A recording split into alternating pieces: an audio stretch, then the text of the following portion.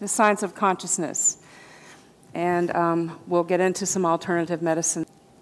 Does everybody here understand that there is no mass on the quantum level? And do you understand what I mean when I say that? It tells us we can change physical reality with thought.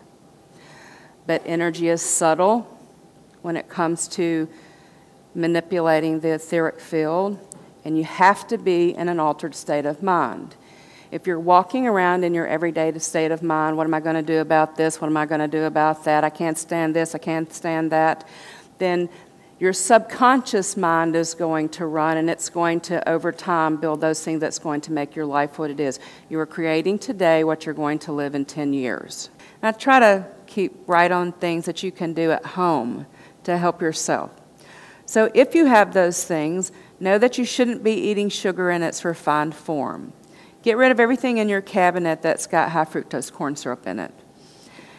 Another thing I just thought about that it causes is ADD and ADHD. I have a kid that's running around here, Derek, who's it's his birthday today, that has ADHD so bad that sometimes it drives me crazy. When I started removing the sugar from the diet, the high fructose corn syrup, and I started giving him MSM because it has to do with methylation too, something happened. He could sit down at a table and not stomp his feet and kick the table and pat the table and bother everybody. We're binary beings, yes or no, on or off. Is there a change at all, yes or no? High doses of vitamin C for any kind of inflammatory disease. In my house, I do about 4 grams of vitamin C every day. When I get sick, when everybody else takes the flu shots, and they all start getting croupy and cruddy and coughing and congesting their chest, I bump mine up to about 15 to 18,000 grams a day. You can't do it all at one time, because I'll tell you, if you do, you'll be on the toilet in 5 minutes. How do you know if you have heart disease pending in your life? The first thing to look at is your energy level and your ability to get a good breath. If your heart's having problems pumping, you're going to get easily fatigued, and you're going to breathe upon exertion. Another thing to look for is you're going to have water retention or edema. That's also going to tell you that your minerals, calcium, potassium, and magnesium, and taurine, because taurine helps balance those things out, helps hold those things. Taurine is sticky and helps you hold on to your magnesium. Probably 80% of you people in here are magnesium deficient. And one of the ways you know is how many people in here, and I'd like to see your hands, hear a high frequency in your ear?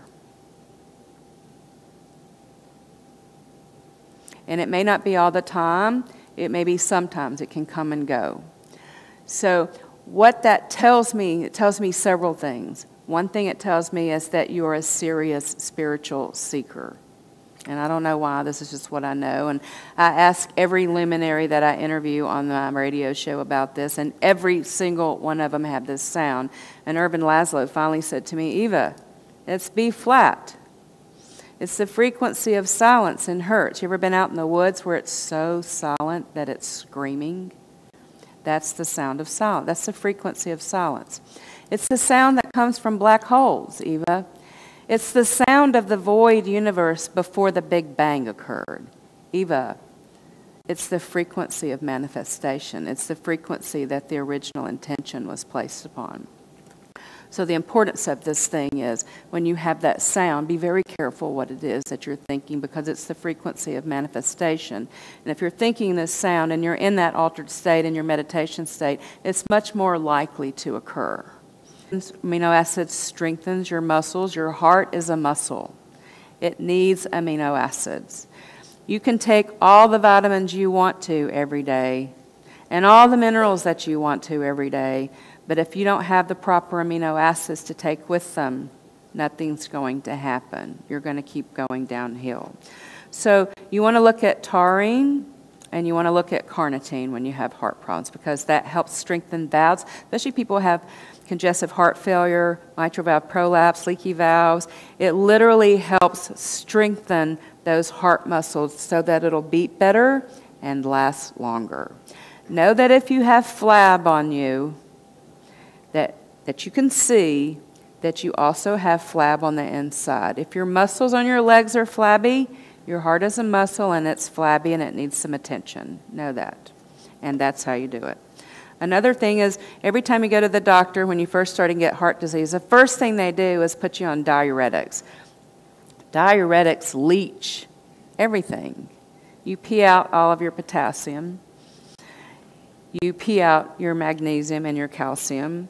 So it starts a very vicious cycle, and all pharmaceuticals have a consequence, usually a dire one. Usually when they start you on these medications for heart disease, you got about 10, 12 years that you know that you can stay alive.